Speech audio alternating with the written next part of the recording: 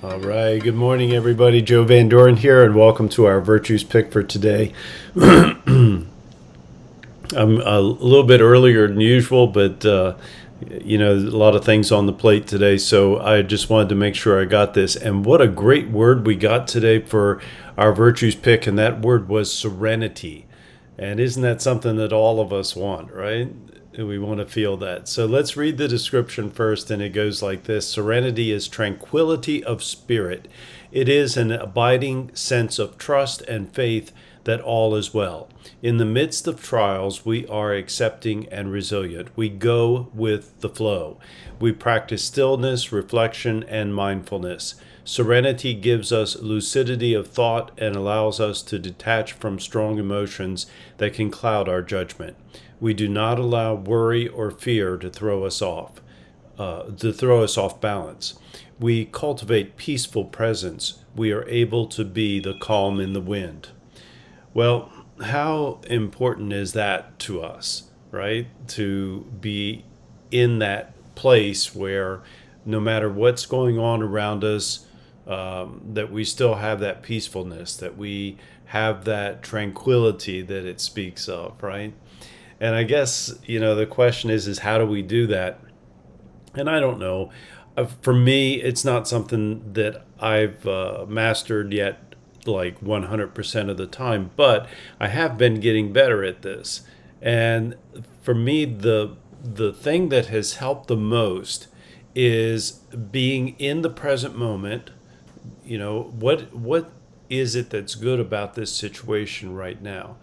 Or what can I learn from this situation right now? And that's just been extremely helpful in accepting where we're at. And I'm talking about me, okay? Where I'm at this moment. How did I get here? What did I do? Or what was the vibration or the thought process or the feelings that I had that brought about this situation? And a lot of times, the things that bring us the most discord, the things that are most annoying to us, start with our own thoughts. And I've just found that, really looking at what am I thinking and what am I feeling right now, and always working towards finding joy, always working towards looking for satisfaction and being satisfied, I think is the thing. We're looking at every place that we are right now as the new jumping off place, the new starting point for whatever we choose to create in the future. So, if you believe that you're the creator of your own reality, of the things that happen to you, which is something that I believe. Although I will have to say that it's not something that I've always believed. And I think that's when I was in my most angry moments, was when I believed that other people or other situations or other circumstances were things that caused me to feel certain ways. But that's not true. I've just found in the last few years that everything that's happening is a result of our own thinking and our own beliefs. And when we have a thought that comes to our mind and we think it over and over and over again, it soon becomes a belief. And now that we believe something, obviously we believe it, so it must be true. Which I've also found out isn't always the truth too. But serenity doesn't come from a place where we are thinking in a manner that doesn't accept where we are right now and doesn't accept the responsibility that we each have for the reality that we have. And so I really love this word, and I think that developing serenity is really about developing our ability to, and I don't want to say control our thoughts, but to just be in a better place, to be more accepting, to be more resilient, to practice that mindfulness, to be present in the moment, to reflect on the contrast between the things that we want and the things that we don't want. And I think that doing all of those things and focusing our attention on the things that we do want and the things that do bring joy and the things that do bring satisfaction is a way that we find that serenity. And I think it's especially important in parenting, because I think, at least for me, when my young ones were coming up, it was, I was always looking at what they were doing that was displeasing and trying to correct that. And I think if I had spent more time looking at what they were doing that was good and accepting that and enjoying that and being satisfied with that, and then working to bring out the best in them and to let them see the virtues that they have inside of them, I think, it would have been a much more peaceful parenting process, at least for me.